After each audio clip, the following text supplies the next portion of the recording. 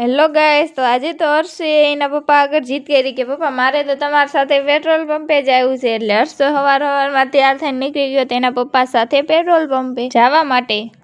પછી તો હર્ષ રિક્ષામાં બેસીને પહોંચી ગયો પેટ્રોલ પંપે અને પેટ્રોલ પંપે આવીને હર્ષ તો ફૂલ મોજમાં હતો. હર્ષ પછી બધાને મળ્યો અને ફૂલ બાકાઝીકી કરીને હર્ષ તો પાછો નીકળી ગયો ઘર તરફ. પછી તો બીજે દિવસે સવારમાં હર્ષ ડાયરેક્ટ પહોંચી ગયો તેના કાકાના ઘરે, કારણ કે અહીંયા આવવાના હતા મોટા પીરના નિશાન. પછી ત્યાં તો હર્ષનો ભાઈબંધ આવી ગયો હતો, એટલે હર્ષને તો ફૂલ મોજ પડી ગઈ હતી અને આવી ગયા છે મોટા પીરના નિશાન.